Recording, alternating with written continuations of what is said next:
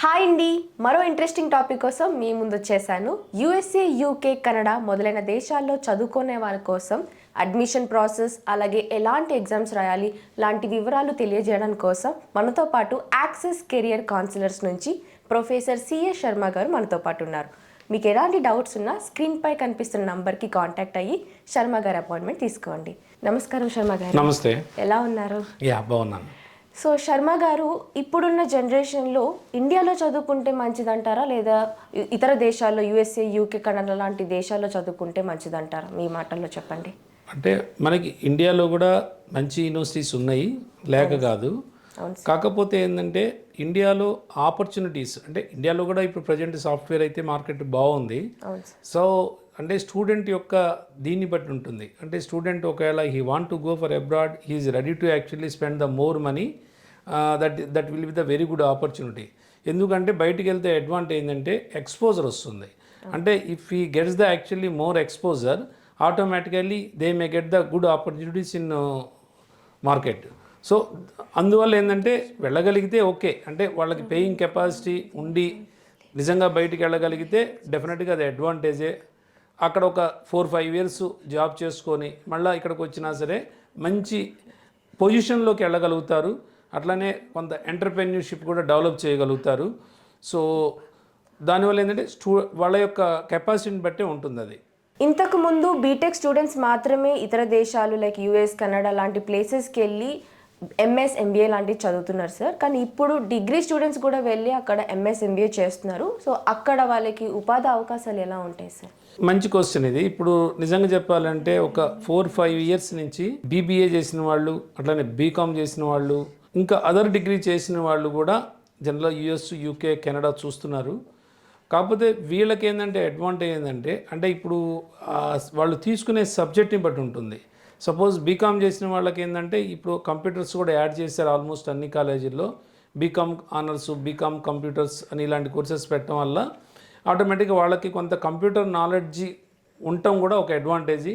So దాంతోపాటుగా BCom students ఎక్కువ అంటే కోర్ వైపు కాకుండా ఈ బిజినెస్ ఎనాలిటిక్స్ లాంటి వాటికి బాగా ఎక్కువ వెళ్తున్నారు. ఎందుకంటే బిజినెస్ ఎనాలిటిక్స్ అనేది మంచి ట్రెండీ సబ్జెక్టు. సో బీటెక్ వాళ్ళు ఎనాలిటిక్స్ తీసుకుంటున్నారు, అట్లానే బీకామ్ స్టూడెంట్స్ కూడా తీసుకుంటున్నారు, బీబీఏ స్టూడెంట్స్ కూడా తీసుకుంటున్నారు. ఎందుకంటే ఎనాలిటిక్స్ యొక్క ఇంపార్టెన్స్ అట్లా ఉంది మార్కెట్లో. సో ఎనాలిటిక్స్ అనేది యాక్చువల్గా ఫార్మా రంగంలో ఉంది, అలాగనే ఫైనాన్షియల్ రంగంలో ఉంది, అలాగనే సర్వీస్ సెక్టార్లో కూడా ఉంది.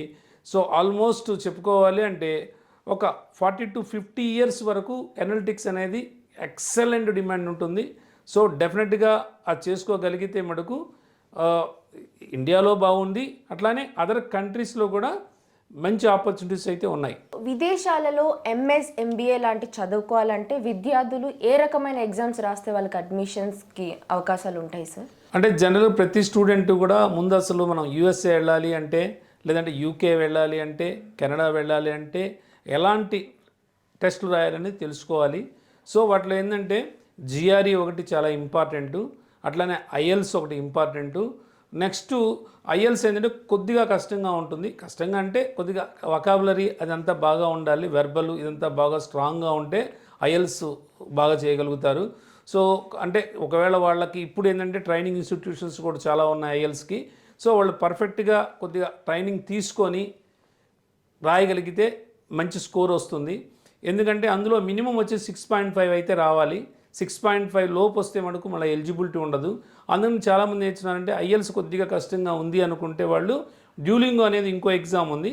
సో డ్యూలింగో అయితే ఏంటంటే ఆల్మోస్ట్ బాగానే స్కోర్ వస్తుంది అందరికి కూడా. సో ఆల్మోస్ట్ అంటే 120 అబోవ్ రావాలి. దానిలో 120 అబోవ్ వస్తే కనుక ఎలిజిబిలిటీ ఉంటుంది. ఆల్మోస్ట్ 130-125 దాకా అందరు కవర్ చేస్తున్నారు. సో ఐఎల్స్ ఒకవేళ కష్టం అని వాళ్ళు అనుకుంటే they better to go for Duolingo examination. అంటే ఇంగ్లీష్ ప్రొఫిషియన్సీ కోసం డ్యూలింగో కానీ లేదంటే ఐఎల్స్ కానీ టోఫెల్ కానీ రాసి ఉండాలి. అలాగనే అంటే యాప్టిట్యూడ్ వైజ్ పరంగా అంటే న్యూమరికల్ ఎబిలిటీ, అర్థమెటిక్ అంటే మ్యాథమెటికల్ వైజ్గా అయితే మనకు నెక్స్ట్ రెండో టెస్ట్ జిఆర్ఈ ఒకటి రాసుకోవాలి వాళ్ళు. సో ఈ రెండు రాసుకుంటే అది అడ్వాంటేజీ. అలా కాకుండా ఒకవేళ జిఆర్ఈ రాయకుండా ఓన్లీ డ్యూలింగోతోనో లేకపోతే టోఫెల్తోనో వీటి ఐఎల్స్తోనో వెళ్ళాలి అంటే కొన్ని యూనివర్సిటీస్ ఏంటంటే యుఎస్లో వీవర్ అయితే ఉంది ప్రజెంటు. సో ఆ వీవర్ ఉన్న అంటే కోవిడ్ తర్వాత ఈ వీవర్ ఇచ్చారు. సో జిఆర్ఈ ఎక్కడైతే వీవర్ ఉందో ఆ కాలేజీలకి మనము ఉత్తి డ్యూలింగోతో కానీ ఐఎల్స్లో కానీ టోఫెల్తో కానీ స్కోర్తో మనం అప్లై చేసుకోవచ్చు. సో దాన్ని బట్టి అంటే కొద్దిగా మనకి ఆప్షన్స్ అయితే తక్కువ ఉంటాయి ఓన్లీ ఈ డ్యూలింగో వీటితో అయితే. అలా కాకుండా జిఆర్ఈ కూడా రాసుకుంటే కనుక మనకి we can get the more options. Same time we can get some scholarships also. ఎందుకంటే ప్రతి స్టూడెంట్ ఇప్పుడు స్కాలర్షిప్ ఎంతో కొంత అంటే ఎక్స్పెక్ట్ చేస్తున్నాడు. సో దాన్ని బట్టి కూడా కొంత స్కాలర్షిప్ రావడానికి అయితే అవకాశం ఉంటుంది. సో మేమైతే రెండు రాయమని చెప్తాం స్టూడెంట్కి, జిఆర్ఈ, డ్యూలింగో లేదా ఐఎల్స్ లేదా టోఫెల్ ఏదో ఎగ్జామ్ రాసుకోమంటాం. దీనిలో ఏంటంటే హోమ్ బేస్ కూడా ఉంది. ఇప్పుడు కోవిడ్ తర్వాత already GRE exam home base కూడా పెట్టారు, టోఫెల్ హోమ్ బేస్ పెట్టారు, డ్యూలింగో కూడా హోమ్ బేస్ ఉంది. కాబట్టి సో స్టూడెంట్ వాళ్ళ కంఫర్టబిలిటీని బట్టి వాళ్ళు రాసుకోవచ్చు. సో మనం అది మా ఆఫీస్కి వచ్చి మాకు ఒక్కసారి కాల్ చేయగలిగితే ఆల్రెడీ స్క్రీన్ మీద నెంబర్స్ ఉన్నాయి కాబట్టి సో మేము వాళ్ళకి దానికి ఎలా ప్రిపేర్ అవ్వాలి, ఎలా రాయాలి, దానికి ఎంత టైం పడుతుంది, ఇదంతా కూడా మేము వాళ్ళకు కొంత గైడెన్స్ అయితే ఇవ్వగలుగుతాము. అట్లానే వాళ్ళు ఉన్న లొకేషన్ని బట్టి ఎక్కడ తీసుకోవాలి కోచింగ్, ఇలాంటివి కూడా మేము కొంత హెల్ప్ చేయగలుగుతాం. Yes sir. సో మీరు అన్న విధంగా స్కాలర్షిప్ అవకాశాలు కూడా ఉంటాయని చెప్పారు కదా సార్. సో ఎంఎస్ ఎంబీఏ కొరకు టాప్ యూనివర్సిటీలో స్కాలర్షిప్ పొందాలంటే విద్యార్థులు ఎలాంటి జాగ్రత్తలు తీసుకుంటే బాగుంటుంది సార్? అంటే జనరల్గా ఏంటంటే స్కాలర్షిప్ రావాలి అంటే క్రైటీరియా ఏమిటి అంటే వాళ్ళకి డిగ్రీ అంటే ఫస్ట్ ఆఫ్ ఆల్ బీటెక్లో కానీ లేకపోతే బీబీఏలో కానీ లేదా బీకామ్లో కానీ బ్యాక్లాగ్స్ అనేవి ఉండకూడదు. ఫస్ట్ యాక్చువల్గా బ్యాక్లాగ్స్ ఉన్న ఏదో 1-2 అంటే అంత ఇబ్బంది ఉండదు, కానీ మల్టిపుల్గా ఉంటే సో కొద్దిగా ఇబ్బంది అవుతుంది. బీటెక్లో మనకు బీటెక్ కానీ బీబీఏ కానీ బీకామ్లో పర్సంటేజ్ పరంగా కూడా మినిమం 70 మెయింటైన్ చేయగలిగితే 70+ ఉంటే అది కూడా మంచి అడ్వాంటేజ్ అవుతుంది స్కాలర్షిప్ రావడానికి. దాంతోపాటుగా జిఆర్ఈ స్కోర్ కూడా ఇంపార్టెంట్. డ్యూలింగో కానీ ఏవైతే దానికి ఎలిజిబిలిటీ టెస్ట్లో ఉన్నాయో వాటిలో స్కోర్ బాగా రాగలిగితే డిగ్రీలో కూడా మంచి పర్సంటేజ్ ఉంటే ఈ బేసిస్ మీద వాళ్ళకి కొంత స్కాలర్షిప్ అయితే రావడానికి అవకాశం ఉంటుంది. దీంతోపాటు ఏంటంటే స్టూడెంట్స్ అప్లై చేసుకునేటప్పుడు స్టేట్మెంట్ ఆఫ్ పర్పస్ అని ఉంటుంది, ఎస్ఓపి అంటాం. అది అంటే బిజినెస్ స్కూల్స్ కూడా అడుగుతూ ఉంటారు. అట్లనే పర్టికులర్గా ఫారిన్ కంట్రీస్లో చదవాలనుకునే వాళ్ళకు కూడా ఈ ఎస్ఓపి అనేది ఉంటుంది. ఈ ఎస్ఓపి కూడా కొద్దిగా స్ట్రాంగ్గా రాయగలగాలి. అంటే వాళ్ళు బీటెక్లో ఏం చేశారు, బీటెక్లో ఏ ప్రాజెక్ట్ చేశారు, ఏ సబ్జెక్ట్స్ చదివారు, అంటే వాళ్ళు ఎంత మటుకు స్ట్రాంగ్ ఉన్నారు, వాళ్ళ స్ట్రెంగ్త్ ఏంటి, వాళ్ళ వీక్నెస్ ఏంటి. సో టోటల్గా క్లియర్గా ఎస్ఓపి పర్ఫెక్ట్గా రాయగలిగితే వాళ్ళకి మంచి స్కాలర్షిప్స్ అయితే వస్తాయి. సో అంటే మనం అప్లై చేసేది ఏంటంటే జనరల్గా దాదాపు ప్రతి స్టూడెంట్కి కూడా ఒక 10-12 యూనివర్సిటీస్ అప్లై చేస్తూ ఉంటాము.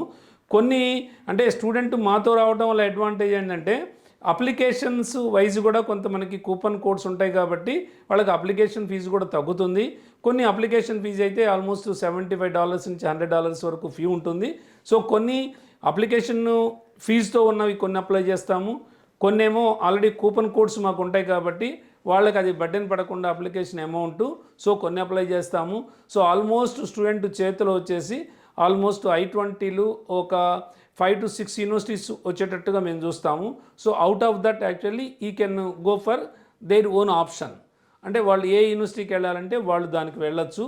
సో అప్పుడు మళ్ళీ దానికి నెక్స్ట్ ప్రాసెస్ ఉంటుంది. వన్స్ యాక్చువల్లీ I-20 రిలీజ్ అయిన తర్వాత డెఫినెట్గా we can guide him properly how to face the consulate interview and other things. Thank you so much Sharma గారు. చాలా బాగా ఎక్స్ప్లెయిన్ చేశారు ప్రతిది కూడా. Thank you so much Sharma గారు. Thank you.